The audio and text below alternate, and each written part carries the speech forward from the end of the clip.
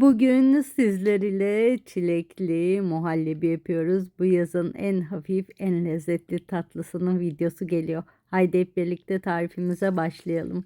Tarifimiz için 1 litre süt kullanıyoruz. Sütümüzü bir tenceremize alıyorum. Tüm malzeme listesi açıklamalar bölümünde olacak. Eğer sütünüzü ölçemiyorsanız, köy sütü kullanıyorsanız 5 su bardağı süt kullanıyorum tarifimde. 5 su bardağı sütümün tamamını tencereme aldım. Tarifimde 6 yemek kaşığı şeker kullanıyorum. Şöyle şekerimi de sütümün üzerine ilave ettim.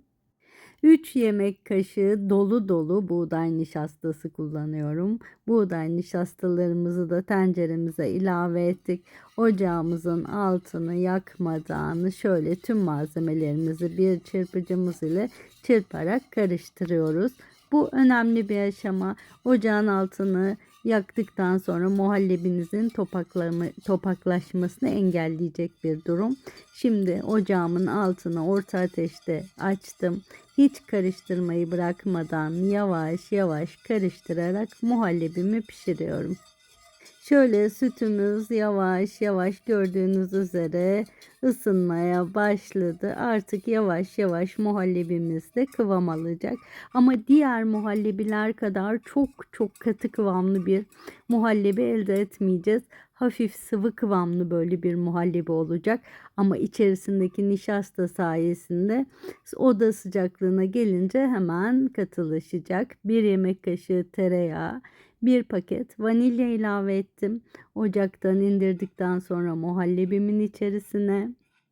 Siz de tarifimde yağım ve vanilyam erirken benim YouTube kanalıma abone olur musunuz? Bildirim zilini açar mısınız lütfen? Bir sonraki lezzetli tarifte de görüşmek için bu benim için çok önemli.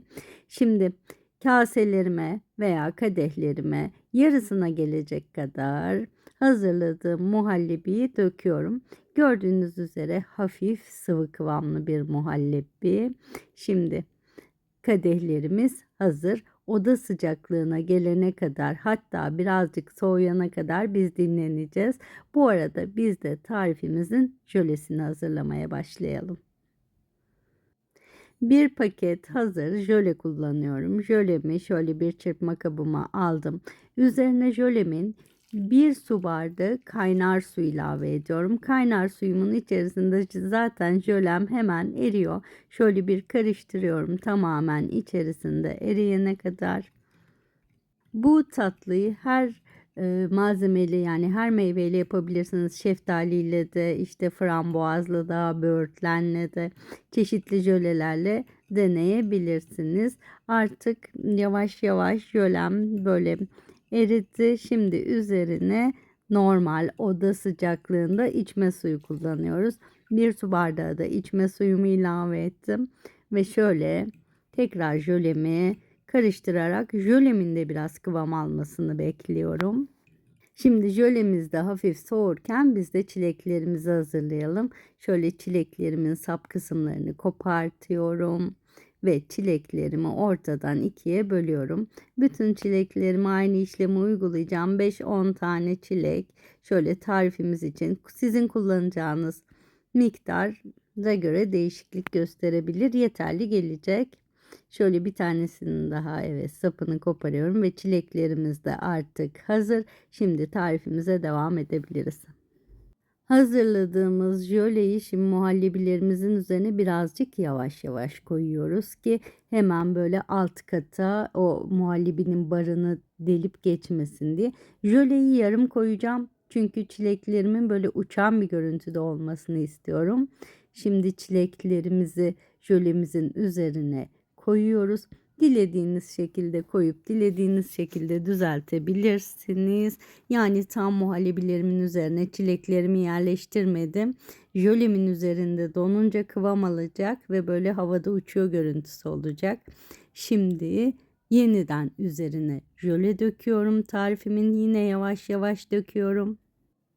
Ve jöle dökme işlemimiz tamamlandıktan sonra bu tarifimi buzdolabında en az 4 saat dinlendirmem gerekiyor jölemin tamamen kıvam alması için. Yani misafiriniz gelecekse bu tarifi bir gece önceden hazırlamanızı tavsiye ederim.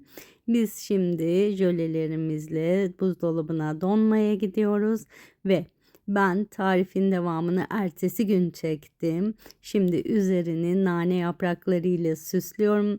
Muhallebilerimizin Muhallebilerimiz çok tatlış tatlış olmadılar mı? Şimdi günün en lezzetli anı geliyor. Tadım zamanı. Şöyle gördüğünüz üzere nefis muhallebiler elde ettik. Şimdiden yapan, deneyen herkese afiyet şifa olsun. Bir sonraki lezzetli tarifte görüşmek üzere.